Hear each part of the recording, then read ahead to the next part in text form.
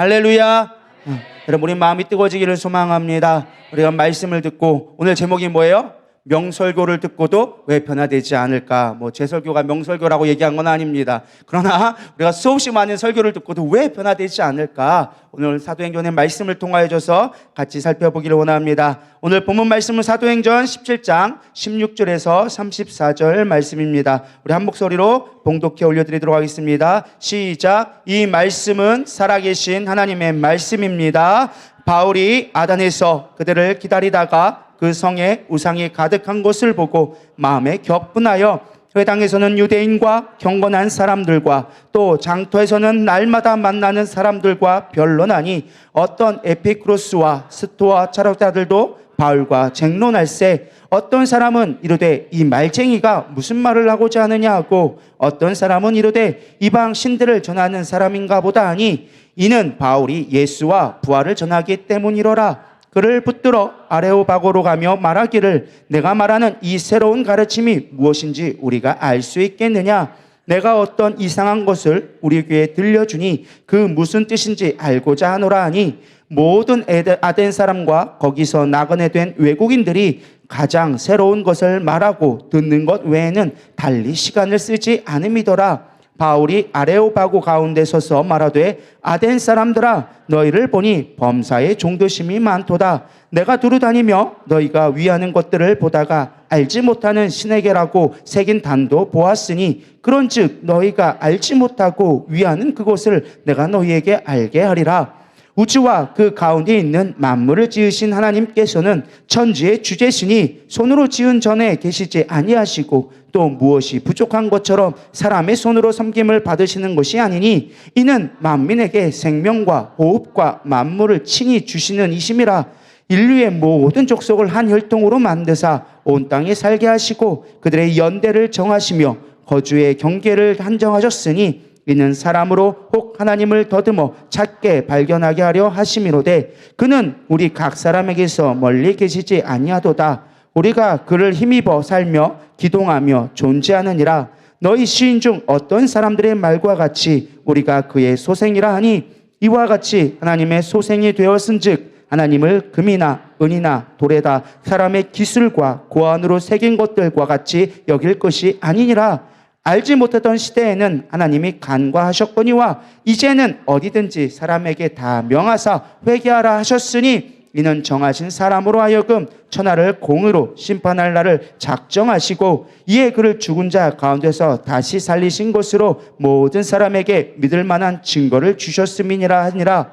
그들이 죽은 자의 부활을 듣고 어떤 사람은 조롱하고 어떤 사람은 이 일에 대하여 내 말을 다시 듣겠다 하니 이에 바울이 그들 가운데서 떠나매 몇 사람이 그를 가까이 하여 믿으니 그 중에 아레오바고 관리 디오누시오와 다마레야 하는 여자와 또 다른 사람들도 있었더라. 아멘. 길게 읽었죠? 성경 읽다가 숨 쉬죠? 네. 제 말이 상당히 좀 빠르죠. 그래서 집에 가셔서 0.5배속으로 들으시면 딱 맞으실 수 있을 거예요. 그래서 집에 가서 유튜브를 보실 때 0.5배속 하시고 들으시면 명확하게 들리시니까요. 오늘은 빨리 들으시고 우리 빨리 집에 가서 다시 한번 들으시기를 소망합니다. 오늘은 본문은 이제 바울이 2차 전도 여행의 후반기로 이제 들어가는 과정입니다. 데살로니가 지역의 첫 성인 빌립보에 우리가 17장에 처음에 가게 되어지죠. 거기서 복음을 증거하고 있는데 한 어떤 귀신 들린 여종을 끝까지 막 끈질기게 따라가면서 복음 증거를 방해하니까 예수의 이름으로 쫓아내게 되어집니다. 그러자 그 여주인이 금전적인 손해를 입었다고 하면서 바울을 고소하게 되어지죠. 근데 어떠한 법적인 절차를 거치지 않고 그날 밤에 바로 잡아서 매를 치고 깊은 감옥에 가두게 되어집니다. 성령의 역사로 말미암아 구원받게 되어지고 간수까지 이제 구원하는 놀라운 역사가 세워지면서 빌립보의 교회가 세워지는 놀라운 역사가 시작되어집니다. 그렇게 모진 고난과 환경이 있었지만 하나님의 선하신 계획으로 교회가 세워지니까 이제 믿는다고 하는 유대인들이 나와서 막 반발하기 시작하는 거예요. 막 바울을 죽이려고 하니까 도저히 막 반대가 심하니까 여기서 복음을 더 이상 전할 수 없겠다. 말만 하려면 와가지고 트집을 잡으니까 할 수가 없는 거예요. 그래서 바울과 디모데와 실레가 어떻게 되어집니까? 그 밑에 있는 어디로 가요? 베레아라는 지역으로 움직이게 되어집니다. 지도 있죠? 우리 지도를 보면 조금 더 나을 것 같아서 제가 지도를 준비했는데 한번 보면서 하도록 하겠습니다. 그래서 빌립보에 있다가 그 밑에 내려오는 이제 베레아 지역에 오죠. 근데 그곳에서 하나님이 고생했다라는 의미에서 그런지 몰라도 똑같이 말씀을 증거하는데 그곳에 있는 사람들은 우리 존귀하여서 고귀해서 그런지 준비된 영혼들이 있어서 복음을 쉽게 받아들이게 되어집니다. 복음을 막 증거하고 부흥의 역사가 일어나고 있는데 때마침 어떻게 되어집니까? 빌립보에 있던 사람들이 야 바울이 어디 갔더라? 베레아 지역에 갔더라. 그래가지고 쫓아와서 또 방해하려고 막 오는 거예요. 그 소식을 듣고 사람들이 쫓아온다는 소식을 듣고 베레아에 있는 사람들이 지금 사람들이 당신을 잡으려고 오니까 빨리 피난하십시오. 지금 여기 있다가는 큰일 날 것 같습니다. 또 사단이 날 것 같습니다. 그래가지고 바울을 피난시키게 되어집니다. 피난시켜서 보낸 곳이 어디예요? 바로 오늘의 주인공인 이제 아덴이라는 곳으로 가게 되어집니다. 아덴이 어딜까요?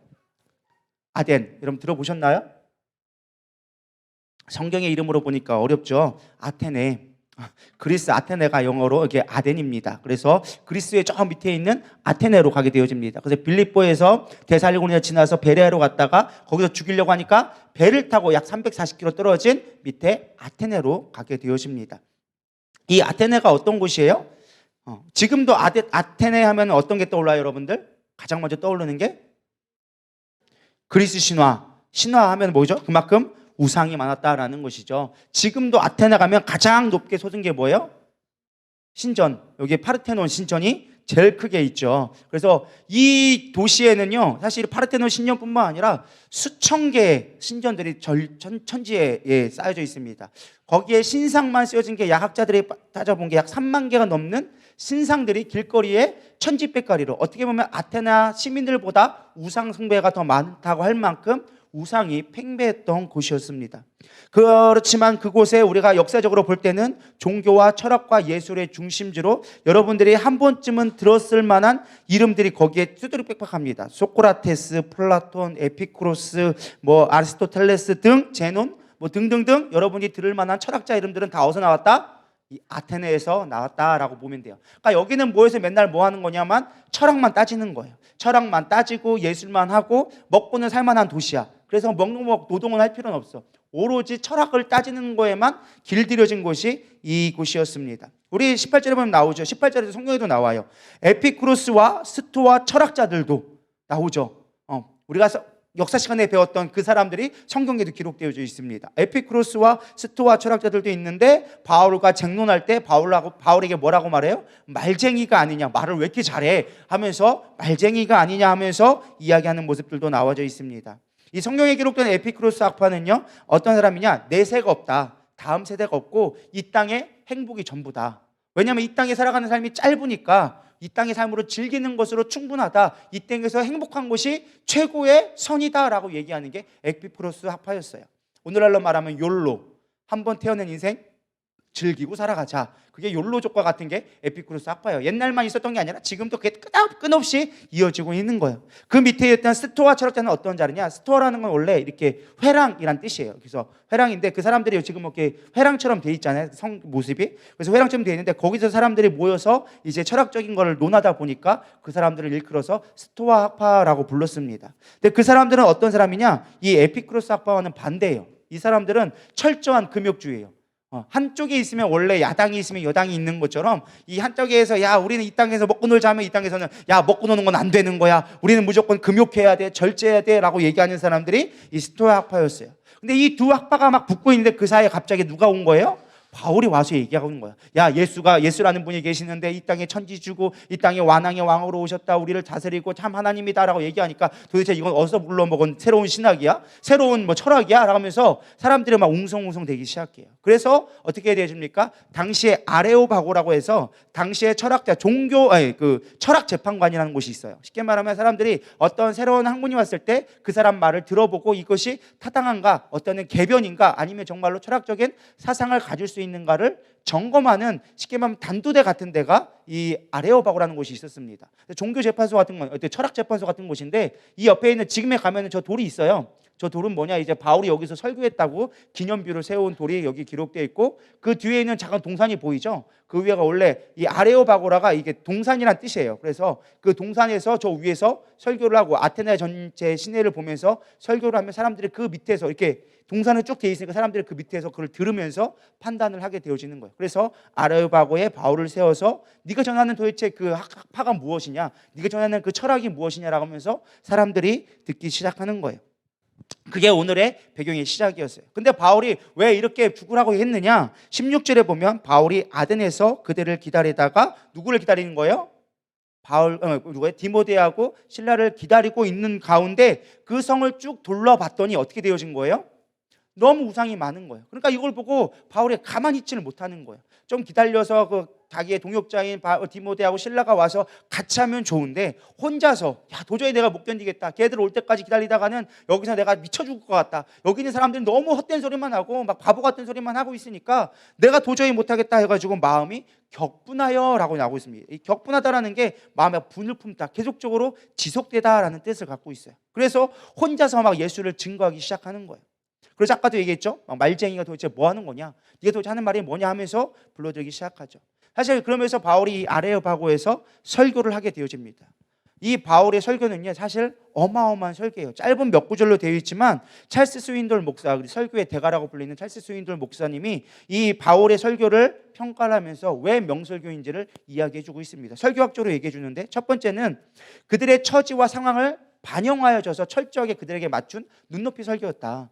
좋은 설교다라는 거예요. 또 설교가 어떤 설교였느냐? 잘 알고 있는 것으로 시작해서 그것을 시작하였다. 셋째로 이것들을 간결하게 잘 명확하게 설명했다. 막 주저리 부저리 막 갖다 붙이는 게 아니라 명확하게 설교했고, 적절한 비유를 사용했으며, 마지막 개인적으로 그거를 예수에게 적용하는 최대의 설교, 짧지만 간략하지만 임팩트 있게 설교를 참 잘했다라고 하면서 찰스 스윈돌 목사님이 설교학적으로 분석을 해줬어요. 이렇게 명설교를 들었는데 중요한 건 뭐냐? 반응이 어땠을까요? 반응이 싸늘했어요. 우리 32절 34절 읽어보도록 하겠습니다. 시작.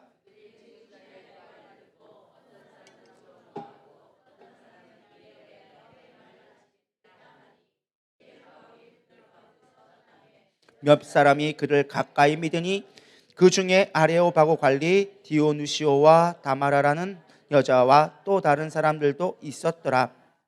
보통 바울이 어디 가서 복음을 증거해서 회당에 가서 복음을 증거하고 복음을 전하면 수많은 헬라인들이 예수를 믿었다라는 말이 성경이 앞에 계속적으로 기록되어졌어요. 이제까지 바울이 1차 전도 여행과 앞에 있는 이 터키 지역에, 지금은 있는 데는 이제 그리스 지역이잖아요. 유럽 그리스 지역이고 원래 있던 데는 소아시아 지역, 터키 지역을 주로 했는데, 이 터키 지역에서 복음을 증거하면 헬라인들이 수없이 많이 변화됐는데, 여기서는 기껏해야 몇 사람만이 바울의 말을 들었다라고 기록해 주고 있습니다.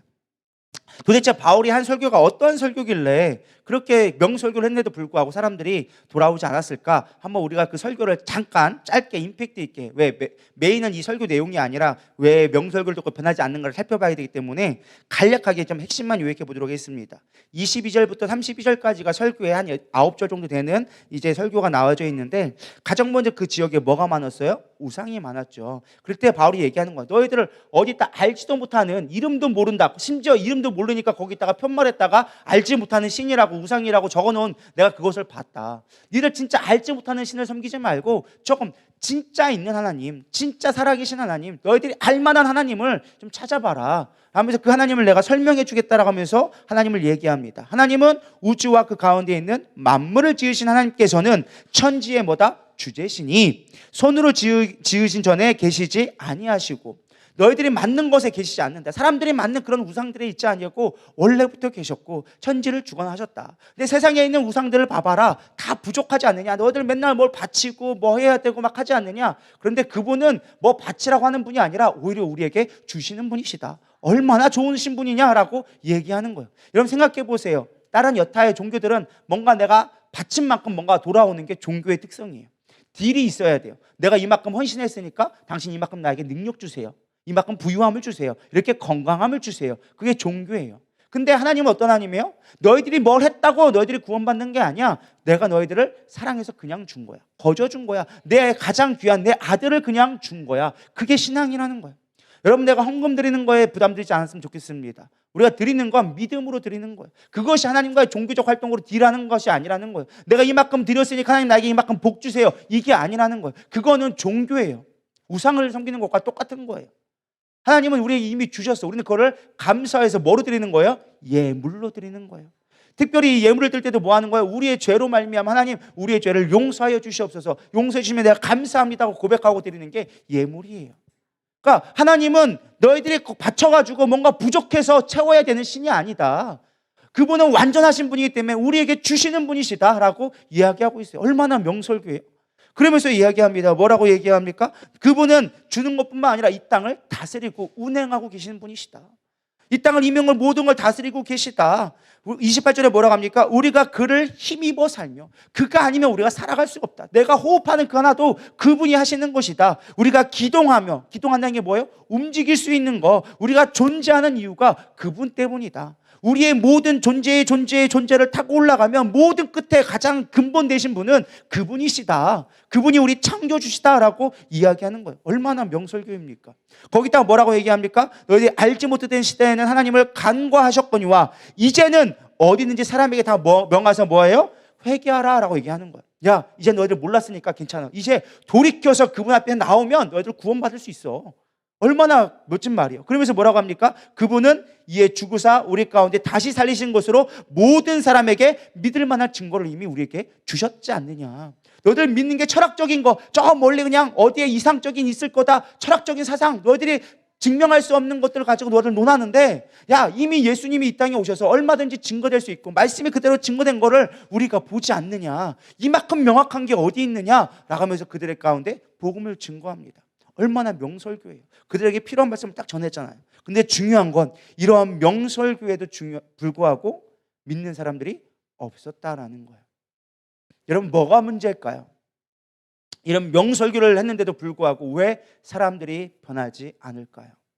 오늘날도 마찬가지예요. 우리는 유튜브나 이런 방송 설교를 통하여서 수없이 유명한 목사님들, 수없이 탁월한 수없이 많은 설교를 우리는 들어오고 있습니다. 그럼에도 불구하고 우리는 왜 점점점 영적인 파워를 잃어가며 세상 속에서 무기력해지며 복음에 합당한 삶을 살아가지 못하고 있을까요? 설교가 문제일까요? 저는 그렇지 않다고 생각해요.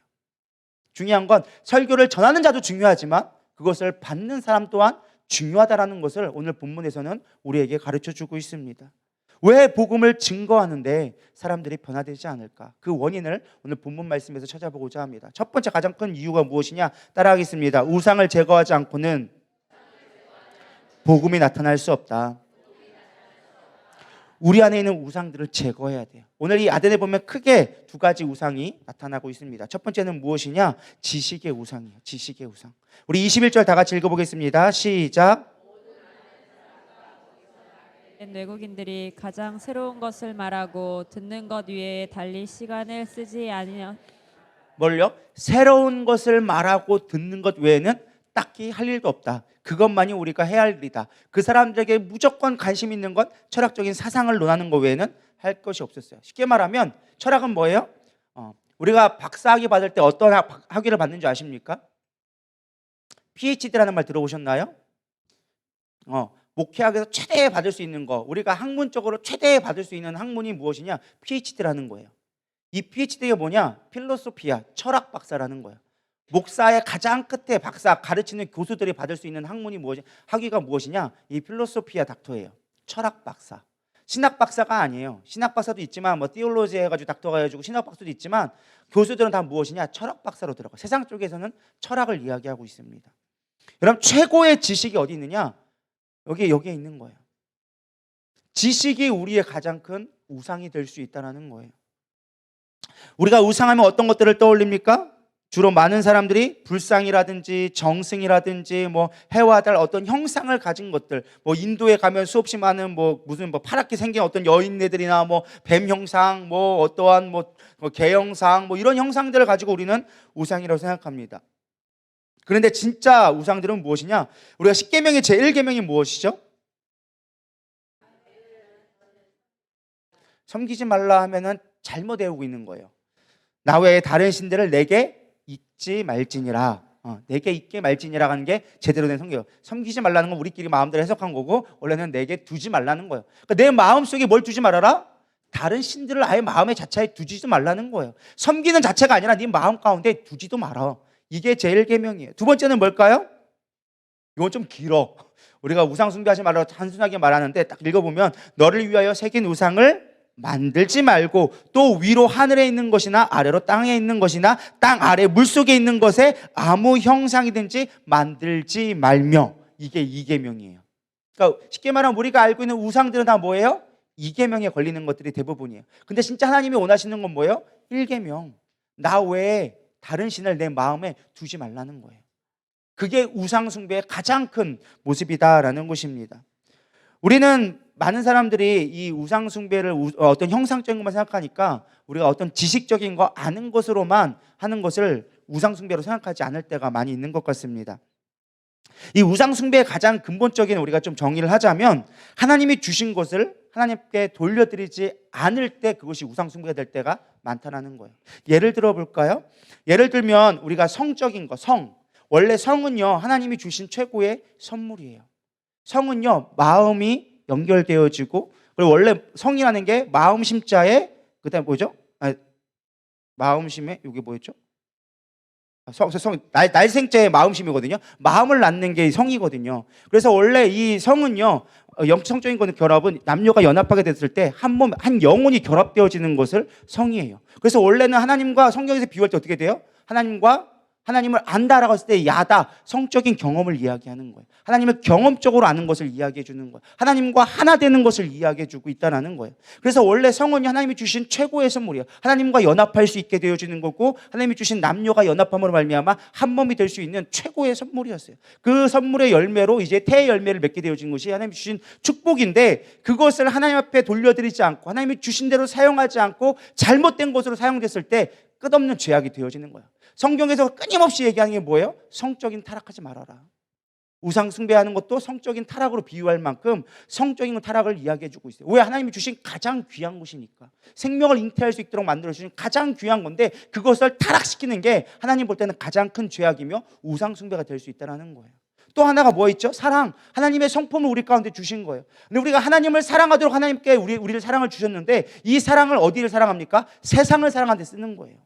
그 세상을 사랑하니까 세상이 죄악된 곳이 되어지는 거예요. 원래 세상은요 하나님이 5일 동안 열심히 창조하셔서 우리로 하여금 누리도록 만들어주신 하나님의 선물이었어요. 하나님 주신 선물은요 우리가 누리고 그것으로 만족하고 하나님을 기뻐하면 올바르게 쓰여지는 것인데, 그것을 올바로 사용하지 않고 잘못된 것으로 사용하고 그것만을 탐닉하기 시작하면 그것들이 우상되기 시작하는 거예요. 죄악이 되기 시작하는 거예요. 믿으십니까? 이만큼 잘 아껴주기 쉽지가 않아요. 그죠? 이런 명석을 듣고 변화되지 않은 거는 뭔가가 이제 여러분들 고민해 보셔야 되는 거예요. 웃자고 제가 하는 말입니다. 졸리고 계신 분이 계시길래. 지식도 마찬가지예요. 지식은 뭐 하라고 준 거예요? 하나님을 알라고 주신 거예요. 너 나 좀 알아라. 너희들은 능력을 알 수 없으니까 내가 너에게 지식을 주어줘서 나를 찾을 수 있도록, 나를 발견할 수 있도록 주신 게 지식이라는 거예요. 근데 그 지식이 하나님을 아는데 최고의 방해물이 되기 시작하는 거예요. 우리가 하나님을 왜 믿지 못해요? 내 지식이 고상하기 때문에 하나님을 믿지 않는 거예요. 근현대사에 들어오면 가장 유명한 말 중에 하나가 있죠. 데카르트. 떠오르는 게 뭐예요? 철학 좀 공부 좀 애매하죠. 데카르트. 생각하는 거로 나는 존재한다 라고 얘기했던 사람이 데카르트였어요. 여러분 이 말을 때 참 멋진 말 같죠. 생각하니까 나는 고로 존재한다. 우와 멋진 말이네. 잘 생각해 보세요. 생각이라는 건 우리의 지식을 얘기해요. 우리의 이성을 얘기해요. 이성이 곧 나의 존재를 의미하는 거예요. 이게 그럴듯해 보이지만 원래 우리의 존재는 누구에게 있는 거예요? 하나님 앞에 달려있는 거예요. 우리의 가장 근본은 하나님 앞에 달려있는 거예요. 우리가 살아가는 이유의 목적이 하나님이 되어줘야 올바른 거예요. 그게 우리 가운데 주신 지식의 목적이에요. 근데 그 지식을 뭐예요? 지식으로 만족해하며 사는 것이 우상이 되어지는 거예요. 생각하는 고로 나는 존재한다. 우리의 존재가 이성이다라고 이야기하는 게 데카르트가 얘기한 말이에요. 제가 철학사장을 비판하려고 하는 말이 아니라 세상에 그렇게 바뀌어져 갔다는 거예요. 우리의 이성으로 말미암아 하나님을 하나님으로 인정하지 않은 시대가 오게 되어졌다라는 것입니다. 그러므로 말미암아 우리가 이 이성을 잘못 사용으로 말미암아 하나님을 멀리하게 되어지고 지성을 채우는 것만으로 우리는 만족하게 되어지는, 그것이 우리의 힘이 되어지는. 그래서 우리가 잘 아는 말 있죠. 아는 게 힘이다. 주님이 힘이다가 아니라 아는 게 힘이다가 되어진 게 우리 세상 살고 있어요. 아마 모두들 다 그렇게 하고 이야기했을 거예요. 아는 게 힘이요. 그러니까 공부해야 돼요. 근데 우리는 하나님을 알아야 되리라 믿습니다. 최고의 교육은 하나님을 아는 거예요. 하나님을 가르쳐 주는 거예요. 믿으십니까? 근데 우리는 이제 오늘날 자녀들에게 어떻게 가르쳐 주고 있습니까? 공부 열심히 해요. 그래야 세상 성공할 수 있어. 그래야 세상 속에서 능력이 있어. 그래야 세상 속에 힘이 있어. 중요한 건 교회 교육을 하나님을 가르치는 거에는 별 관심이 없어. 시험 기간이면 교회 빠져도 돼요. 괜찮아. 공부를 해야지. 나중에 가면 돼요. 나중에 언제일 줄 알고. 우리는 세상 속에 우리의 지식을 뺏겨 버린 거예요. 그 지식이 하나님을 향한 가장 고상한 지식. 바울은 뭐라고 그래요? 이 땅의 지식은 다 배설물로 여기고 하나님을 아는 지식이 가장 고상하다라고 이야기할 만큼 바울은 이야기해주고 있는 거예요. 근데 우리는 지식의 우상 속에 빠질 때가 많다라는 것입니다. 특별히 이 지식 때문에 우리가 발전된 게 무엇이냐? 탐심이 발달되기 시작해요. 이전에는요, 다들 그게 그냥 세상이었어. 근데 지식이 머리가 발달되면 발달될수록 뭐가 생기느냐? 욕심이 생겨요. 우리 아이들이 어릴 때는요, 모를 때는 그냥 다 주려고 주고 가지라면 가져요. 애들한테 500원짜리 주고 5만 원짜리 주고 뭐 가지려면 애들은 그냥 동전 가져요. 왜? 모르니까. 근데 알기 시작하면 달라지기 시작해요. 500원짜리 줄까? 5만 원짜리 줄까? 하면 5만 원짜리 가져가요. 왜요? 알기 시작하니까 뭐가 생기기 시작하는 거예요? 욕심이 들어오기 시작하는 거예요. 여러분, 우상 숭배는 다른 데 생기지 않습니다. 아는 만큼 우리는 욕심이 생기게 되어져 있어요. 골로새서 3장 5절에 이렇게 나와져 있습니다. 그러므로 땅에 있는 지체를 죽이라. 곧 음란과 부정과 사욕과 악한 정욕과 탐심이니, 탐심은 뭐다? 우상 숭배다. 여러분, 연결이 되시나요? 우리의 머리가 지성이 깨달아지고 우리가 그것을 욕심을 부리기 시작하면, 그것으로 만족하기 시작하면 그것은 뭐가 되어진다고 얘기하고 있어요? 우상 숭배가 되어진다라고 얘기하고 있어요. 그래서 로마서 1장 25절은 얘기합니다. 이는 그들이 하나님의 진리를 거짓으로 바꾸어, 뭐를요? 하나님의 진리, 하나님이 주신 선물을 거짓된 것으로 바꾸어 피조물을 조물주보다 더 경배하고 섬김이라. 주는 곧 영원한 찬송할 이시로다. 아멘 라고 얘기해 주고 있어요. 하나님의 경배 받으실 분인데 우리는 하나님이 아닌 세상을 섬기고 있지 않느냐. 하나님이 주시고 하나님이 주신 것들로 하나님을 바라봤는데 그걸 하지 않고 헛된 것들에 빼앗겨 있는 것들이 우상이다라고 얘기하는 거예요. 여러분, 교회 안에서도 이런 지적인 우상이 넘쳐나고 있습니다. 우리가 설교를 듣고 그렇구나 하는 것으로 만족한다면 우리는 지적인 우상에 이미 빠져 있는 거예요. 수많은 크리스천들이 설교를 듣고 그래? 성경에 이 말씀이야? 오늘 또 배웠네? 오늘 또 새롭게 깨달았네? 그걸로 끝나면 우리는 지적인 우상에 만족하는 거예요. 설교를 깨닫는 게 진정한 의미는 무엇이냐? 변화된 삶을 살아가는 거예요. 그 말씀에 순종하여서 살아가는 게 진정한 크리스천이라는 거예요. 그것이 능력이라는 거예요. 근데 우리는 말씀을 아는 것으로 끝나. 가장 이 논리에 빠지기 쉬운 사람이 누구냐? 목사예요. 아는 사람이 더 빠지기 쉬워.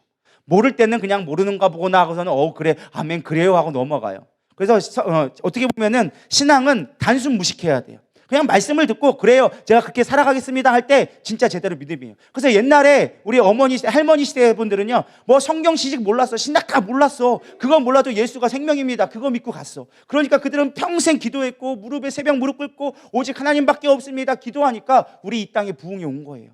근데 오늘날 시대는 어떻습니까? 아는 게 너무 많아졌어. 신학 사상이 너무 많아지고 너무나 아는 것들이 많아지고 설교가 많아지니까 아는 말씀 그걸로 끝나버리는 거예요. 그러니까 기도하지 않아. 말씀 보려고 하지 않아. 왜? 아는 말씀이니까. 뛰어난 설교자들이 수없이 그 말씀을 잘 강론해주고 잘 풀어주니까 내가 안다고 생각하고 있는 거예요. 그 말씀대로 살아야 되는 이유를 모르는 거예요. 우리가 그렇게 지적인 우상에 빠져 있지는 않은가? 그럼 살펴보시길 바랍니다. 사실 제일 무서운 게 저예요. 저부터도 그래요. 예전에는 말씀 묵상할 때 그걸 깨닫고 그걸 생각나게 하신 성령님 앞에 감사하며 늘 그 말씀을 상고하기 힘썼어요. 요즘에는 성경표도 이거 지난번에 묵상했던 내용 다 아는 내용하고 휙 넘어갈 때가 있어요. 그 말씀에 내 마음 가운데 울림이 되지 못할 때가 너무 많다는 거예요. 옛날에는 10번 중에 한 2-3번은 울림이 왔었다면 지금은 10번 중에 1번 올까 말까인 거예요. 묵상해도. 여러분, 묵상한다고 맨날 감동이 오지는 않아요. 해보신 분들은 알지만 맨날 감동하면 우리는 벌써 다 여기 난리 났죠. 세계를 뒤집어 놨겠죠. 10번 묵상해서 1번 감동 와도 사실은 큰 감동이에요. 그러나 중요한 건 그 울림이 점점 적어진다는 거예요. 왜요? 안다고 생각하니까. 지적인 만족으로 우리는 그쳐버리니까 그것이 우상이 돼버리는 거예요. 여러분, 바리새인들이 왜 망했을까요? 안다고 생각하니까. 나는 하나님 말씀 알아.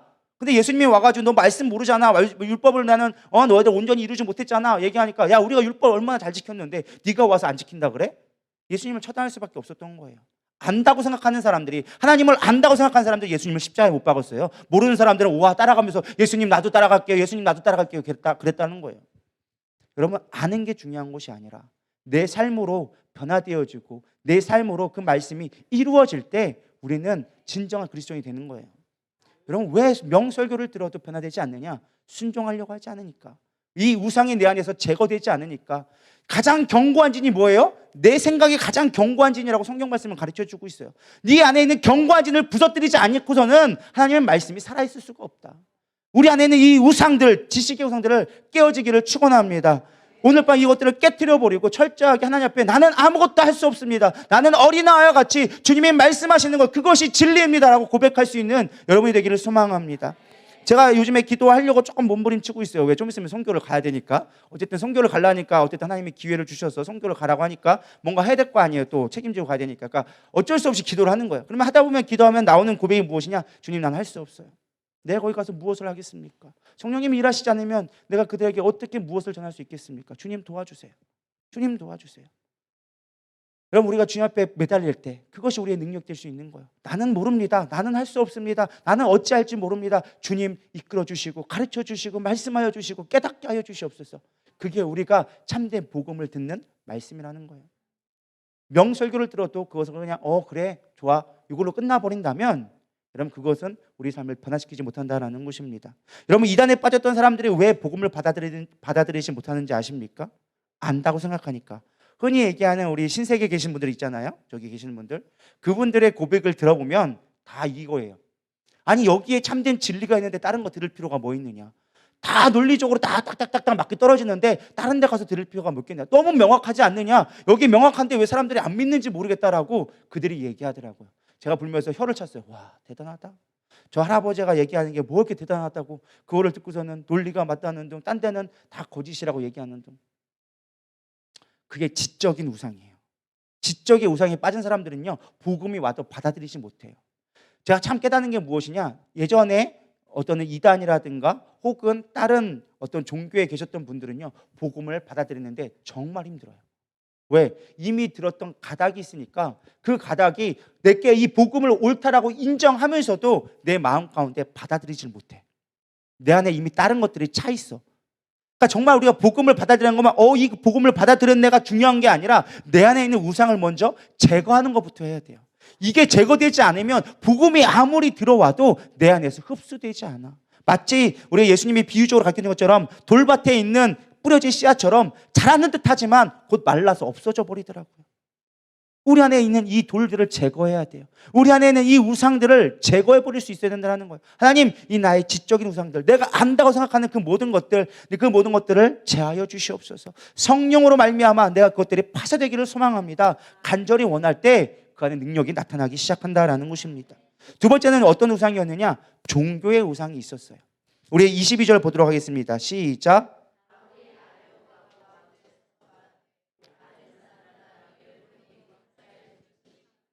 뭐가 많다고요? 종교심이 많다라고 이야기해주고 있습니다. 바울은요 아덴 사람들에게 종교심을 이야기했어요. 종교심. 그러니까 쉽게 말하면 신앙심이, 우리말로 하면 신앙이 참 깊다라고 얘기했어요. 근데 언뜻 생각해보면 똑똑한 사람들이 우상이나 다른 이단 종교에 빠질 거라고 생각하지 않잖아요. 잘. 근데 놀라운 건 뭔 줄 아세요? 우리 저기 신세계에 계신 분들도 멍청한 사람들은 잘 안 가요. 멍청한 사람 잘 안 가. 똑똑하다는 사람들만 거기 가서 대부분 다 앉아 있어요. 참 놀라운 게 뭐냐면 우리 지적으로 이렇게 우상에 빠진 사람들은요 종교심도 탁월합니다. 아는 사람이 뭘 더 안다고 머리에 든 사람들이 더 우상에 빠지기가 훨씬 쉬워요. 그래서 우리는 단순해져야 돼요. 복음은 단순해져야 돼요. 난 예수밖에 몰라요 라고 할 줄 알아야 우리 이단에 안 빠져. 성경을 좀 안 다치고 분해하고 그것을 깨치기 시작한 사람 치고 이단에 다 빠져. 그래서 놀라운 건 뭔지 아세요? 이단에 빠진 사람들이 의외로 목사가 많다라는 거. 왠지 아세요? 안다고 생각하니까. 궁금해서 찾다가 보니까 우상에 빠지고 이단에 빠지게 되어지는 거예요. 여러분 종교의 우상에 빠지지 않기를 소망합니다. 조금은 학식이 부족하다 할지라도 우리가 좀 지적 수준이 낮아도 그거 갖고 우리가 구원받는 거 아니에요. 지식으로 천국 가는 게 아니라는 거예요. 물론 우리가 하나님을 아는 지식에는 탁월해야 되지만 그러나 세상적인 지식 갖고 우리가 구원받는 게 아니라는 거예요. 사실 지적인 거에 어떤 쾌락이 있어요. 여러분들 하나님의 말씀을 알고 어떤 학문적으로 알아간다는 기쁨이 생각보다 큽니다. 세상에서 우리가 공부하기 참 싫어하지만 또 공부만큼 또 재미있는 것도 없어요. 새로운 걸 알아가는 기쁨을 우리가 아는 게 참 없다니까요. 신앙도 마찬가지예요. 알아가는 게 참 기뻐요. 근데 중요한 건 무엇이냐? 이러한 것들이 이단으로 종교로 빠지게 될 수 있다는 거예요. 23절에 나와 있죠. 너희가 알지 못하는 신에게도 새긴 단을 보았다. 어떻게 그 잘못된 거를 섬기고 있다라고 바울은 이야기해주고 있습니다. 여러분, 우리 안에 종교의 우상이 얼마나 많은지 몰라요. 정말 하나님을 믿는 것이 아니라 종교의 가장 큰 특징이 뭐라고 했어요? 아까 딜하는 거. 내가 뭔가 드렸으니까 하나님, 그 신이 나에게 뭔가를 보답해 주는 거를 종교라고 얘기해요. 근데 우리는 종교라고 얘기하지 않고 신앙이라고 얘기해요. 신앙은 뭐예요? 믿음으로 그분을 바라보는 거예요. 그저 바라보는 거. 그저 바라보는 거. 할렐루야. 믿음의 주여 온전케 하신 주를 바라보는 거. 그게 신앙이에요. 근데 우리는 뭔가 항상 딜을 하려고 그래. 종교를 가지려고 그래. 하나님이란 이름에 종교를 만들 때가 많아. 성경에 있는 말씀을 그대로 행하는 게 아니라 내가 복음이란 걸 우리가 만들 때가 많다는 거예요. 그것이 종교심이에요. 우리가 신앙이 깊어지면 깊어질수록 빠지기 쉬운 게 바로 이 종교심이에요. 물론 종교심이 필요해요. 우리 하나님을 잘 섬기는 열정도 필요해요. 그걸 온전하게 사용하면 좋지만 한 끗 차이로 우리가 하나님이란 이름의 우상을 만들 수도 있다는 거예요. 이것들을 잘 분리해낼 수 있기를 소망합니다. 내가 이 땅에 지금 예배를 드리고 하나님을 섬기는 이유가 무엇인지를 잘 분리해 보기를 소망합니다. 그러면 왜 우상 숭배가 위험한가? 왜 복음이 있는데 가장 큰 문제인가? 여기 아까 읽었던 골로새서 3장 6절, 우리 5절과 6절 다시 한번 읽어보겠습니다. 그러므로 땅에 있는 지체를 죽이라. 곧 음란과 부정과 사욕과 악한 정욕과 탐심이니 탐심은 우상 숭배니라. 이것들로 말미암아 하나님의 진노가 임하느니라. 우상 숭배가 왜 무서운 거냐면 하나님의 진노가 있다는 거예요.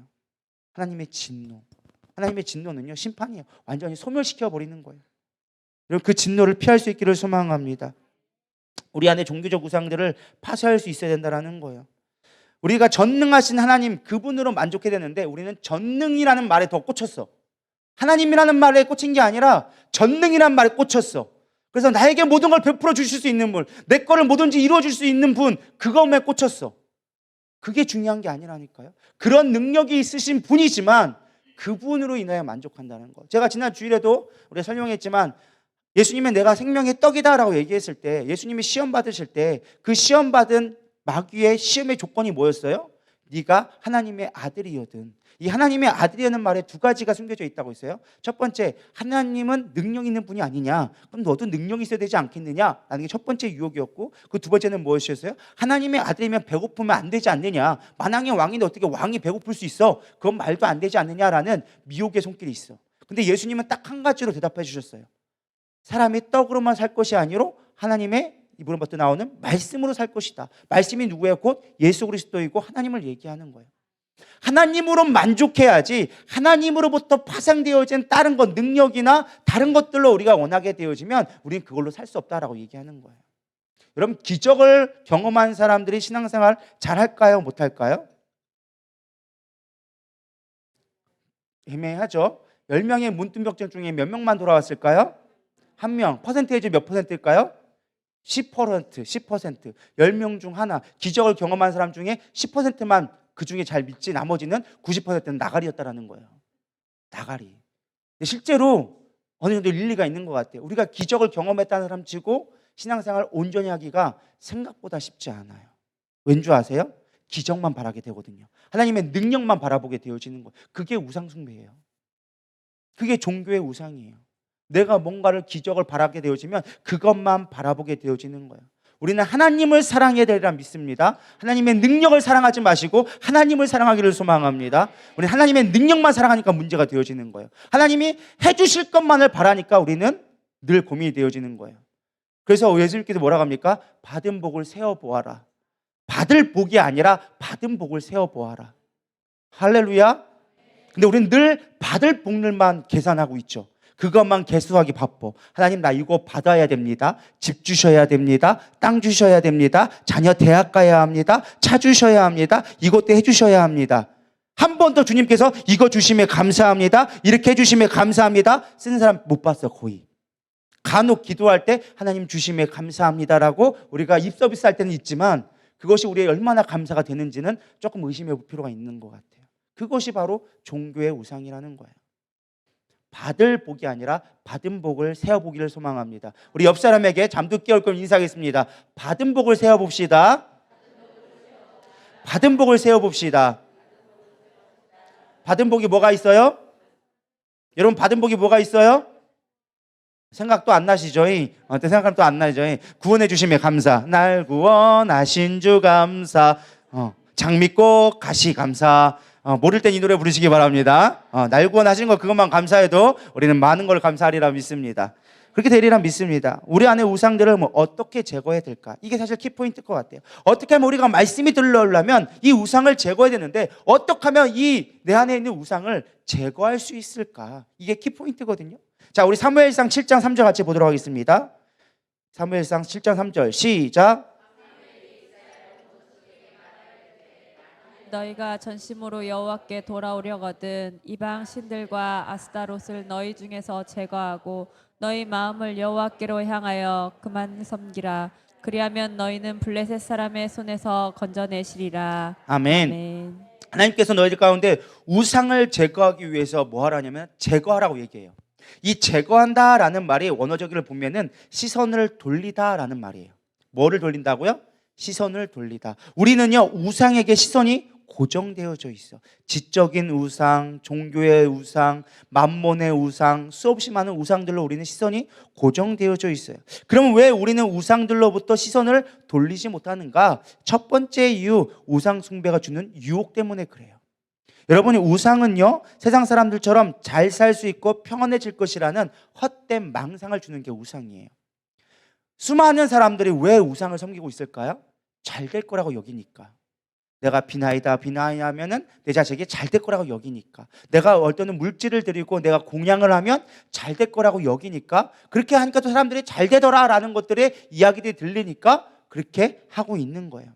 당시에 섬겼던 여기 나오는 바알신과 아세라 신은 어떤 신이었느냐? 바알신은 농경의 신이었고 아세라 신은 전쟁의 신이었어요. 근데 이 바알신과 아세라 신의 축복을 받는 방법이 무엇이냐? 성적 행위를 하는 거예요.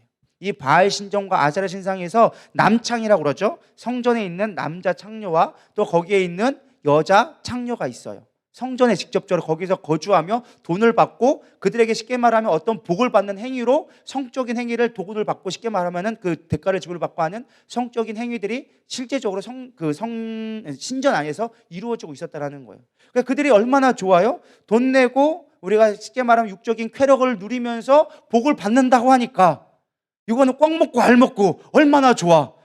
다 갖다도 거기 간다면 벌써 좋아했을 것 같아. 야, 이게 얼마나 떡 먹고 알 먹고냐. 세상의 쾌락은 다 즐기면서 복을 한 복은 다 누리네. 그러니까 거기서 벗어날 수가 없는 거예요. 그것이 재앙이고 그것이 우리의 영혼을 죽인다라는 것을 바라보지 못하니까 세상적인 쾌락에 빼어져서 우리도 그의 시선을 빼앗길 수밖에 없는 거예요. 아무리 다른 데 바라보라고 해도 야 진짜 참된 하나님이 너희 하나님 아니냐, 이스라엘 백성인 이스라엘 저 애굽 땅에서 너를 구원한 하나님이 이 야훼의 하나님이 아니냐라고 수없이 선지자들이 얘기해도 그래 그 하나님 믿는데 난 여기도 좋더라 라고 얘기하는 거예요. 이해가 되시죠? 가나안에 있을 때 그들이 하나님을 모르지 않았어. 하나님을 섬겼어. 근데 뭐도 섬겼더라? 세상의 가나안 신도 섬겼더라. 혼합주의적 신학의 문제라는 거예요. 하나님을 섬겨. 예배는 드려 할 거 다 하는데 그 다음날 가가지고 또 거기서 신전에서 그 짓 하고 있는 거예요. 돈 번다고. 하나님도 섬기고 여기도 섬기고. 여러분 우리가 그럴 때가 있지 않을까 생각해 봤으면 좋겠습니다. 나는 그런 적 없는데요. 나는 가늠한 적 없는데요. 창조촌이라는 건 나는 무서워서 가보지도 못했는데요. 제가 예전에 간증했잖아요. 예전에 저기 대전역 살 때 가고 있는데 어떤 할머니가 와가지고 총각 놀다가 그래가지고 그 밤에 너무 무서워 제가 떠다갔다고. 그게 얼마나 무섭던지 그때는 얼마나 무섭던지 거기를 막 36개 주택이랑 했었는데 그 우상들이 그 두려움을 우리가 알아야 되는데 알지 못하는 거예요. 그게 너무 좋으니까. 오늘날로 말하면 뭐가 있을까요? 비트코인. 야, 얼마나 재미있어. 시세 오르락 하면서 24시간 그것만 보고 있어도 절대 지루한 걸 모르지. 오를 때마다 기뻤다가 떨어질 때 우울했다가 왔다 갔다 청년열차를 하루에 몇 번씩 타니까 그냥 거기에 빠져서 아무것도 못하죠. 주식들, 우리 세상에 있는 쾌락들에 쫓으면서 거기서 복 받는다고 하니까, 잘 된다고 하니까 우리가 얼마나 많은 우상들에게 시선이 빼앗겨져 있습니까? 이게 우리가 보고 있는 오늘날의 신정과 똑같은 거예요. 또 뭐가 있어요? 하나님을 섬기는데 왜 우리가 우상에게서 시선을 거두지 못하느냐? 상대적 박탈감 때문에 우리가 못한다라는 거예요. 세상 사람들 잘 사는데, 아니 법도 저 절에 가고 세상적인 거 다 하는데도 잘 사는데 왜 나는 못 살지? 나는 열심히 하나님을 섬기는데 왜 나는 안 되지? 라는 상대적 박탈감 때문에 우리는 세상으로 향해 갈 수밖에 없다라는 거예요. 아무리 교회 다니면서 시간과 물질과 노력 다 들여도 늘 우리는 고난의 길인데, 예수님은 늘 고난의 길을 가라고 하지 왜? 나는 세상에서 잘 먹고 잘 살고 싶은데, 꽃길만 가고 싶은데 주님은 꼭 그 길을 가지 말라고 얘기하네? 꼭 십자가의 길만 가라고 하네? 왜 가시밭길을 가라고 하지? 왜 골고다 사망의 언덕길을 가라고 하지? 나는 그 길 가기 싫은데 꽃길만 가기 원하는데? 그래서 꽃길로 가시는 분들이 생각보다 많더라고요. 여러분, 꽃길은 곧 사망의 길인 걸 여러분 깨닫기를 소망합니다. 꽃바나가 별로 좋지 않아요. 꽃뱀도 무서워요. 그래서 여러분들 이런 것들을 잘 구별해낼 수 있어야 된다라는 것입니다. 여러분, 세상의 복은 이 땅의 다가 아니라는 거예요. 우리가 마지막 세 번째 생각할게요. 왜 우상에서 우리가 못 벗어나느냐? 이 땅의 삶이 무한할 거라 생각하기 때문에 그런 거예요. 다시 말로 반대로 얘기하면 인생의 유한함을 생각하지 않기 때문에 우리는 우상 숭배에 빠질 수밖에 없다는 거예요. 우리에게 뭐가 있어요? 영원한 천국. 저 천국에는 슬픔이 없네. 영원한 기쁨이 있네. 그 하늘나라를 바라보지 못하니까, 그 큰 것을 바라보지 못하니까, 믿음의 눈으로 깨닫지 못하니까, 이 땅의 것이 전부라고 여기니까 이 땅에서 잘 먹고 잘 사는 우상에게 빠질 수밖에 없는 거예요. 이 땅에서 우상 숭배해가지고 잘 살 수 있어. 상대적 박감 누릴 수 있지만 정말 영원한 천국이 있다면 우리는 그거 보고 바라보고 사는 거예요. 그렇지 않습니까? 별로 아멘대로 안 하시네. 천국에 대한 소망이 별로 없으신가? 여러분, 에피쿠로스 사파처럼 이 땅의 삶이 전부가 아니라니까요. 영원한 천국이 있다라니까요. 영원히 바꿀 수 없는 그 하나님이 주시는 영원한 평안과 기쁨과 누림이 그곳에 있다니까요. 우리가 예수를 믿는 이유가 바로 그거예요. 그리고 우리가 예수님을 온전히 믿으면 예수님의 통치를 받게 되어지면 이 땅에서조차도 우리가 고난 가운데, 환경은 고난이지만 기쁨 가운데 나아갈 수 있다고 성경은 이야기해 주고 있어요. 성령의 충만함을 받으라. 왜요? 하나님의 다스림이 너희 가운데 임하면 이 땅의 고난이 더 이상 고난이 아니니까. 왜? 우린 이 땅에 소망이 없으니까. 우린 이 땅에 연연할 필요 없어. 왜? 하늘의 영원한, 우리의 영원한 본향이 있으니까. 요단강 건너가가 슬픈 것이 아니라 요단강 빨리 건너갔으면, 그게 진짜 믿는 사람들의 고백이에요. 그러나 믿지 않는 사람들은 요단강 건너갈까 봐 늘 두려워하죠. 아직까지 구원받지 못했다는 증거예요. 구원받은 자는 죽음이 두렵지 않는 거예요. 왜요? 주님이 계시니까. 우리의 소망은 오직 천국 가는 거예요. 할렐루야. 디모데전서 4장 8절은 얘기합니다. 육체의 연단은 약간의 유익이 있으나 경건은 범사에 유익하니 금생과 내생에 뭐가 있다? 약속이 있느니라. 경건이 뭐예요? 하나님만 섬기는 게 경건한 거예요. 불경건이 뭘까요? 하나님 외에 다른 거 섬기는 게 불경건이에요. 믿으십니까?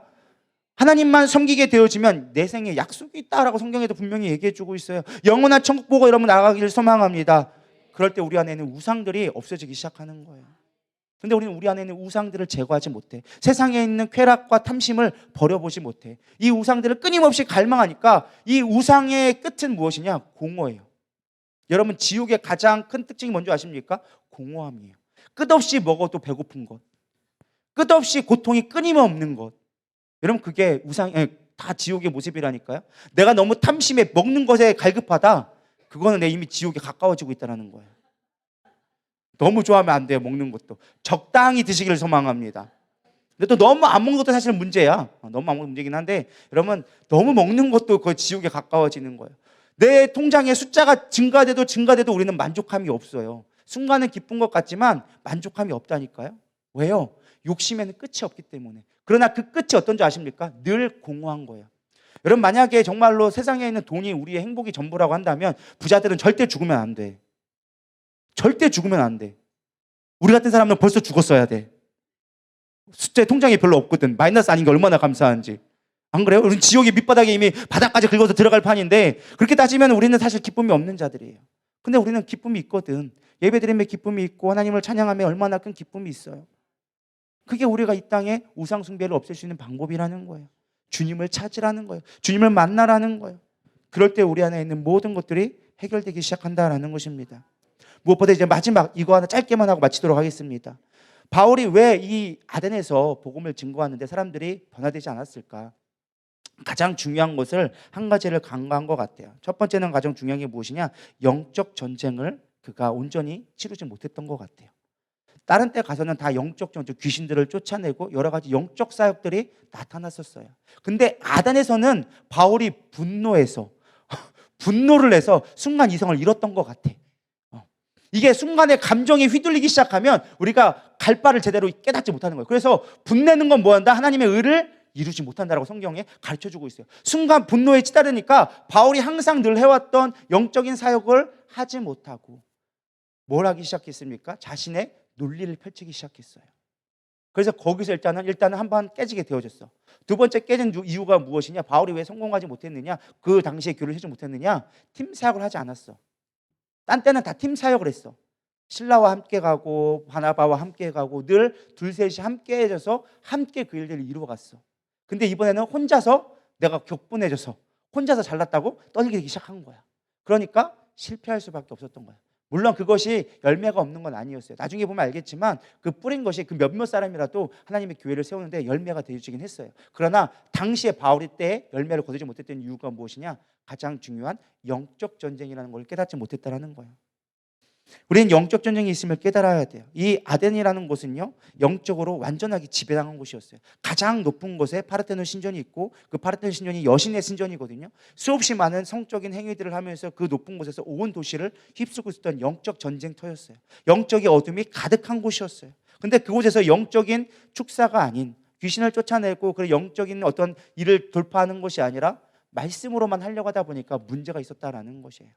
물론 그 자체가 나쁜 것은 아니지만 그 자체가 문제가 어떤 영적인 돌파를 이뤄내는 데 있어서 한계가 있었다라는 것입니다. 그럼 우리가 오늘날 퀴어 축제라든지 동성애 축제들을 우리가 왜 철저하게 우리가 기도하면서 방어를 해야 되냐면 그 축제가 이루어지는 게 그들만의 축제로 끝나는 것이 아니라 그것이 그 도시를 이끄는 영적인 흐름을 바꿔버리기 때문에 문제라는 거예요. 퀴어 축제하면 그 안에 동성애라든지 동성애가 뭐라고 했어요? 아까 했죠? 성은 영적인 연합이에요. 그러니까 동성애라는 것은 잘못된 세상의 것들을 우리 가운데 연합시켜 주는 거예요. 그것들이 도시 안에 퍼져지기 시작하는 거예요. 퀴어 축제하고 우리나라에 얼마나 많은 동성애가 생긴지 아십니까? 한 번 축제할 때마다 거의 10배 가까이 튀어올라요. 문제는 뭔지 아십니까? 중고등학생들이 그것에 영향을 받고 있다는 거예요. 중학생들이 뭐라고 얘기하는 줄 아십니까? 동성애가 왜 안 되는데요? 라고 얘기해요. 대놓고 얘기해요. 대놓고. 동성애가 뭐가 문제인데요? 내가 저 사람 가진 거 내가 그 본성이잖아요. 천성이잖아요. 그건 나에게 주는 내 본성이에요라고 사람들이 얘기하고 있다니까요. 우리 다음 세대들이. 우리는 이런 걸 위해서 기도해야 된다는 거예요. 차별금지법 이건 철저하게 막아야 되는 우리들이 끝까지 사투해야 될 문제예요. 근데 안타까운 건 이것이 언젠가는 뚫릴지 몰라요. 왜? 마지막 시대가 오고 있으니까. 마지막 시대에는 이보다 더 큰 환란이 온다라고 성경은 분명하게 얘기해 주고 있어요. 그렇기 때문에 우리는 늘 준비해야 되고 그것에 넘어가지 않도록 늘 무장해야 돼요. 영적 전쟁이 있음을 여러분들 깨달아야 한다라는 것입니다.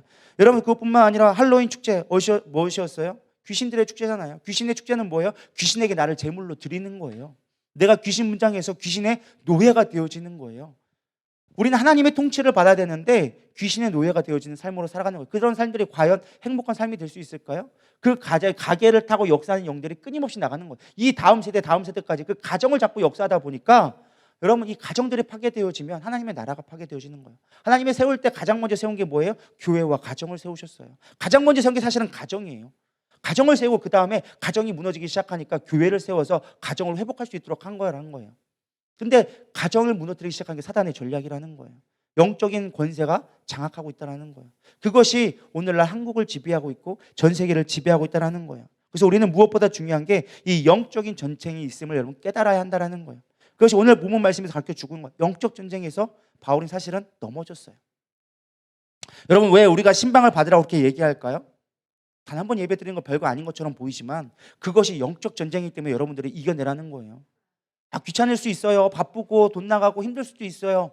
근데 그럼에도 불구하고 가정 예배를 드리라는 것, 여러분 가정 가운데 역사하는 영이 있다는 거예요. 그 털을 잡고 있는 영이 있다는 거예요. 옛날 말도 있잖아요. 그 털을 잡고 있는 신주대감이 있다고. 그 털을 잡고 있는 배모, 예를 들어서 뭐 구렁이라든지 귀신들이 있다고 우리가 얘기하잖아요. 정말로 있다니까요. 여러분 그것들을 끊어내지 않고는 여러분들의 온전한 부흥을 경험할 수 없고 하나님 앞에 나아갈 수 있는 영적인 복음의 능력들이 우리 가운데 나타나지 않는다라는 거예요. 왜? 내가 살고 있는 그곳에 영적으로 장악되어져 있기 때문에 복음이 들어와도 능력으로 나타날 수 없는 거예요. 왜 나는 예수 믿는데 변화되지 않을까요? 왜 나는 예수 믿는데 변화된 삶을 살지 못할까요? 가정의 역사는 어둠에 잡혀 있으니까, 영적인 전쟁을 치르려고 하지 않으니까, 무기력해서 하나님과 하나님의 영적인 원세를 가지고 싸우려 하지 않으니까. 참 안타까운 건 단 한 번도 신방받지 않는 사람들도 있더라고요. 물론 가정 형편상 어려울 수도 있어요. 그렇다면 와서 교회에서라도 예배 드리라는 거예요. 아니면 받을 수 있는 대문이라도 붙잡고 기도해 달라고 와서 잠깐 문 앞에서 기도만 해주세요라고 할 수 있다는 거예요. 근데 그조차도 하지 않아. 여러분 이거 미련한 거예요. 목사가 할 거 없어서 거기 가서 있겠습니까? 저 할 거 되게 많아요. 근데 여러분들에게 애걸하면서 신방 받으세요라고 얘기 드리는 이유가 뭐냐면 그렇게 해서라도 영적인 문이 열려야 되니까, 여러분들이 구원받아야 되니까, 그 영적인 것들이 세력들이 물러가야 복음이 들어갈 수 있으니까, 우리 안에 우상들 때문에 복음이 들어오지 않으니까, 말씀이 심겨질 수 없으니까, 열매 맺지 못하니까. 여러분 그 영적인 원리를 깨닫기를 소망합니다. 신앙생활하면 제대로 해야죠. 언제까지 소박 겉핥기식으로 왔다 갔다 종교의 영이 빠져서 그냥 언제나 복주나 그렇게 하고 앉아있겠어요. 깨닫기를 소망합니다. 영적인 변화가 일어나야 돼요. 영적인 돌파가 일어나야 돼요. 우리 안에 새로운 영적인 돌파가 일어나고 복음이 들어와야 나를 통해서 하나님의 나라가 이루어지기 시작하고 복음이 선포되기 시작하고 교회가 교회다워지며 이 땅을 살릴 수 있는 횃불이 되기 시작하는 거예요. 그게 우리가 살아가야 될 이유 아니에요? 우리가 이 땅에 예배드리는 목적이 아니에요? 그 목적을 상실했잖아. 내가 왜 예배를 드려야 되는지, 내가 살아가면서 무엇이 기쁜지도 모르고, 예배를 드리면서 기쁨도 없고, 찬양을 하는데도 묵묵부답이고, 기도를 해도 뭘 할지도 모르겠고. 왜요? 복음이 내 안에 없으니까, 우상에 짓눌려져 있으니까, 나를 막고 있는 우상을 제거하지 못하니까 해결의 답을 얻지 못한다는 거예요.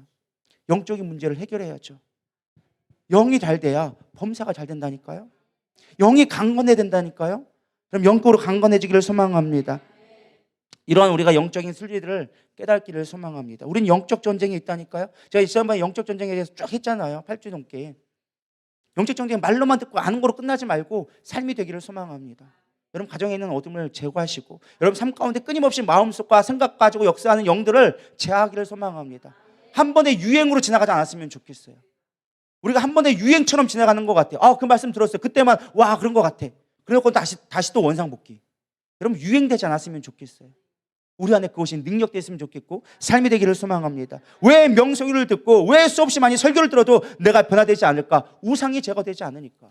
종교의 우상, 지식의 우상, 만몬의 우상들이 깨지지 않으니까 변화되지 않는다라는 것입니다. 복음 증거는요, 단순하게 교회 성도수 늘리는 게 아니에요. 어둠에 잡혀있는 영혼들을 빛으로 인도하는 거예요. 빛이 임할 때 어둠은 물러나게 되어져 있어요. 빛이 임하면 어둠은 물러난다니까요. 여러분 진짜 부흥을 원하고 회복을 원한다면 빛이신 예수님을 찾기를 소망합니다. 예배로 나아가기를 소망합니다. 영적 전쟁을 선포하고 두려워하지 마시고 싸우기를 소망합니다. 대적하면 그들은 물러간다고 얘기해주고 있어요. 대적하세요.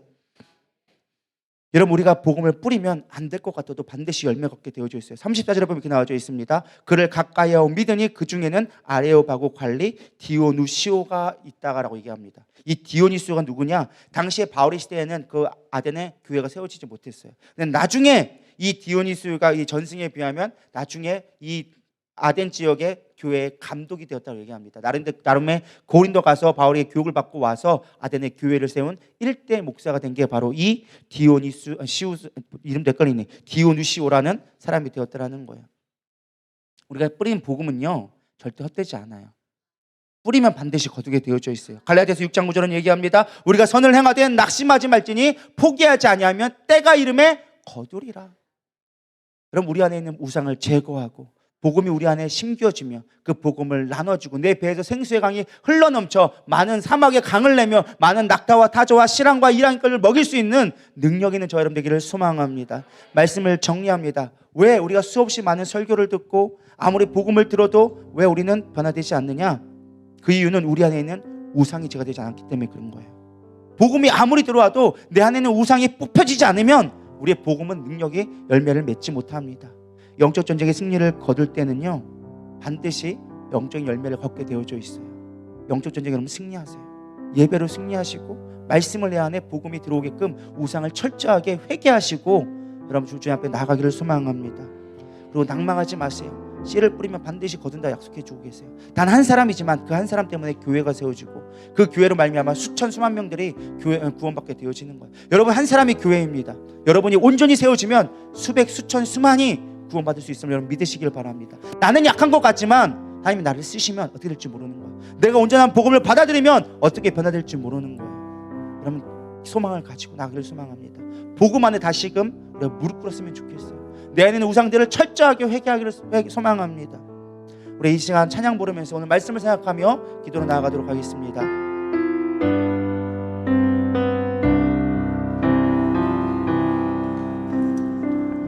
이 땅의 동과 서남과 북 가득한 죄악 용서하소서. 모든 우상들은 무너지고 주님만 높이는 나라 되게 하소서. 이 땅에 지친 모든 영혼 주 예수 사랑 알게 하소서.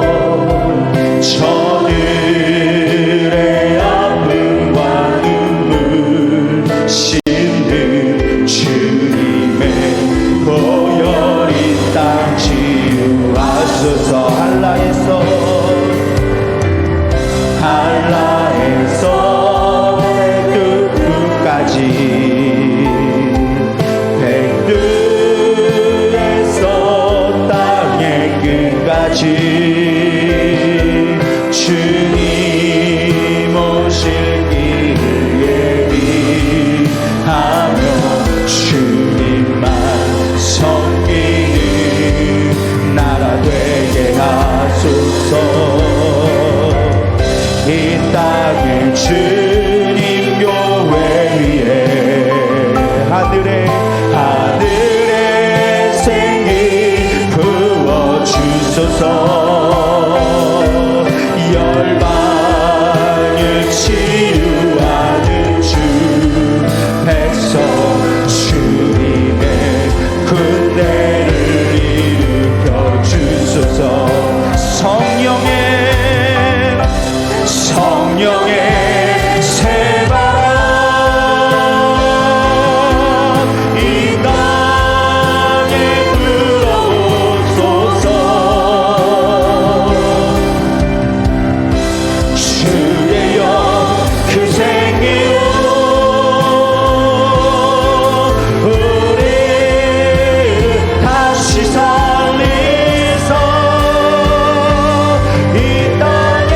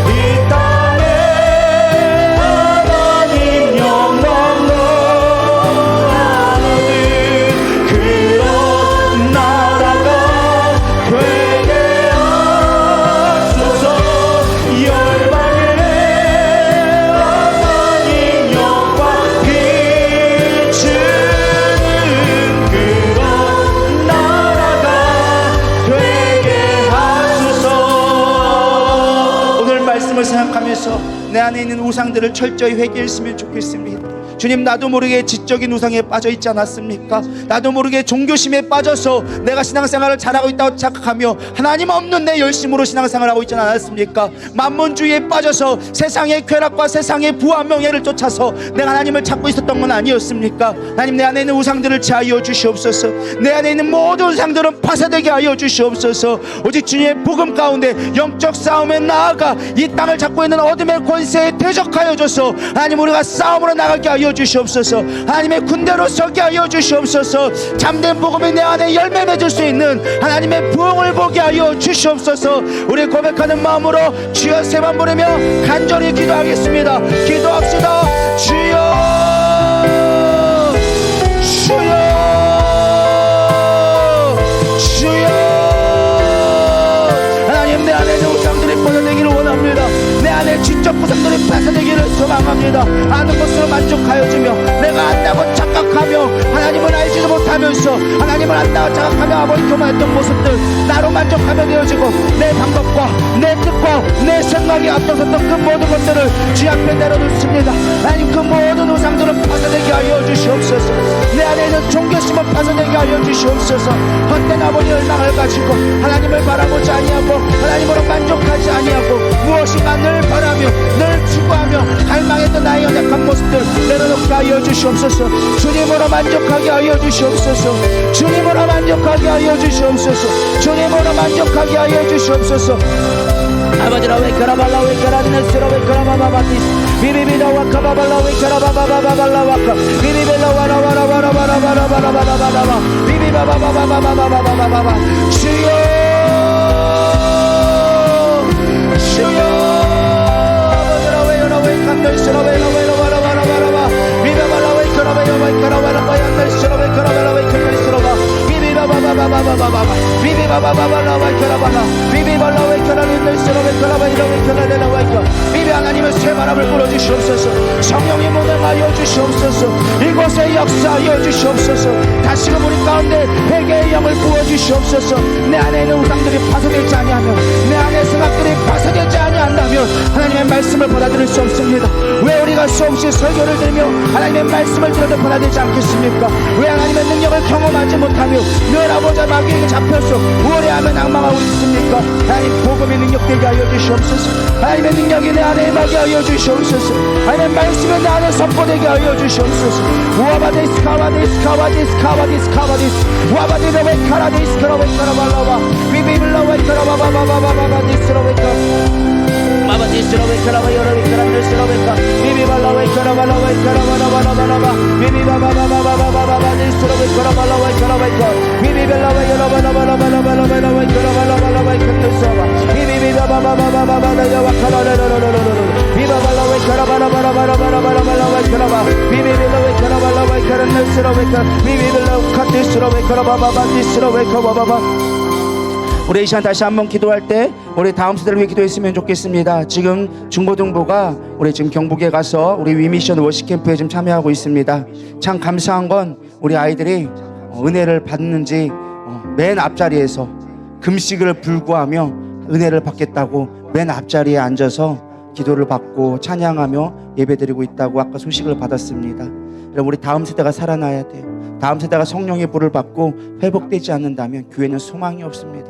우리 청년부들과 우리 주일학교, 우리 중고등부 청년부들이 하나님의 온전히 부흥을 이룰 수 있게 달라고, 우리 특별히 지금 우리 집회 가운데 있는 우리 중고등부가 정말 하나님 앞에 성령의 이번에 완전히 변화되어져서 복음 앞에 무릎 꿇는, 정말 하나님을 위해서라면 내 인생을 전부 걸 수 있는 그런 믿음을 달라고, 성령님 운행해 달라고 우리 다음 세대를 위해 우리 주여 한번 부르고 기도하겠습니다. 그리고 제가 안수할 테니까 각자 기도로 들어가겠습니다. 주여 한번 부르고 기도합니다. 주여,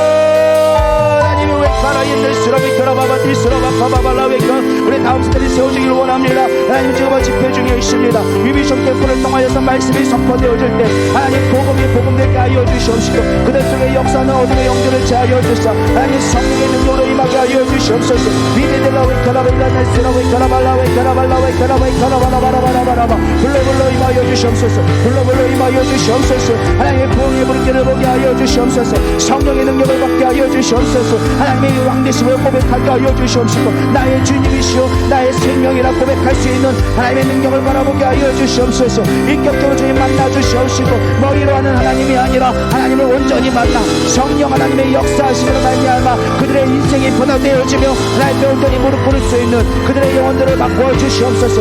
위비드라바 카바르 너희스러비 칼라르 너희스러비 카라바바바바바바 하나님 우리 가운데 성령의 불이 임하기 원합니다. 위비바바바 다시금 성령의 불이 타오르기 원합니다. 우리 안에 깨어진 영혼들이 회복되게 하여 주시옵소서. 복음 무력이 회복되게 하여 주시옵소서. 나이 불문하지 않고 신앙의 연수에 불문하지 않고 하나님 앞에 온전히 무릎 꿇으며 기도하며 나가는 우리의 요리라 성도되게 하여 주시옵소서. 성령의 불 성령의 불 성령의 불 성령의 불 오직 주의 불만을 아버지만 임하게 하여 주시옵시고 우리 안에 역사는 주의 영을 받게 하여 주시옵소서. 와바데스러베 카라발라베 카라바데스러베 카라바데스러베 카라바데스까 비베데스러베 카라바바데스러베 카라바데스러베 칸네스러베 카데스네스까 비벨로비 칸네스러바 카바바바바라베 카라발라발라발라발라발라발라 비베데스러베 카라바이스카바 카라바 카발레이켄네스까 하나님 감사합니다. 우리 다음 세대들을 지켜주시옵소서. 이 아버지 죄악된 세상 가운데 악이 편만한 세상 가운데 하나님 어둠을 차하여 주시옵시고 그들 가운데 빛으로 임하여 주셔서 그들의 주인 되어 주시옵시고 그들의 왕이 되어 주셔서 하나님 이 다음 세대가 살아날 수 있도록 그들을 지켜 주시옵소서. 무엇보다 우리 누리다교회가 하나님의 성령의 능력을 회복하기를 소망합니다. 다시금 성령의 불을 받기를 원하나이다. 우리 안에 복음의 열정들이 회복되기를 소망합니다. 영혼 구령에 대한 간절함이 회복되기를 하게 하여 주시옵소서. 하나님 아버지의 마음이 회복되게 하여 주시옵소서. 잃어버린 영혼들에 대한 갈망이 우리 가운데 회복되게 하여 주시옵소서. 다시금 우리 안에 예배가 회복되어지며 한 성도 한 성도에 대한 영혼에 대한 아버지의 갈급함으로 그들을 바라볼 수 있도록 인도하여 주시옵소서. 예배가 회복되기를 원합니다. 성령님이 아니고서는 우리의 예배는 아버지 그저 쏠 수밖에 없습니다. 예배가 예배되게 하여 주옵소서. 주님이 왕 되시는 예배되게 하여 주시옵소서. 나이 불문하고 우리의 신앙의 연수 모든 것들 내려놓고 주님만 바라보는 우리의 신앙들 되게 하여 주시옵소서. 이 시간 부족한 종이 이제 안수하며 나갈 때 성령으로 아버지의 피 묻은 손으로 안수하여 주시옵시고 십자가의 철장 권세로 보호하여 주시며 하나님의 악한 영들이 역사하지 않도록 이곳에 아버지 주님의 천구천사를 보내주시옵소서. 성령의 불이 임하게 하여 주시옵시고 주의 불로서 이곳에 덧입혀 주셔서 우리 안에 있는 모든 죄악들이 토설되어지며 악한 것들이 태워지며 하나님의 역사가 나타나는 놀라운 이 밤이 될 수 있도록 주님 붙들어 주시옵소서. 성령님 임하여 주시옵소서. 운행하여 주시옵소서. 우리 안에 새로운 기적들을 보게 하여 주시옵소서. 홀로 영광받으실 예수님의 이름으로 기도 올려드렸사옵나이다. 아멘. 이 시간 다시 한번 주여 한번 부르며 기도할 때 우리의 온 마음을 다하여 하나님 내게 성령님 임하여 주시옵소서. 주님만을 바라보기 원합니다. 우리 고백하는 마음으로 나가도록 하겠습니다. 기도하시겠습니다. 주여 하나님이 와카바바 데스라바 카라바바바 그런 거 주시옵시고 무장할 종에게 아버지 성령의 입물을 건너니까 주시옵소서. 아버지 전신갑주를 취하나이다. 아버지 구원의 뜨고 아버지 은혜의 용배워 진리의 어린 뚜한 믿음의 명랑 믿음의 방대와 복음의 동안의 신을 준비하오니 하나님 그 모든 전신갑주를 취하였사오니 하나님 주의 피 묻은 손으로 감춰진 곳이 있다면 다 채워주시옵시고 덧입혀 주시옵소서.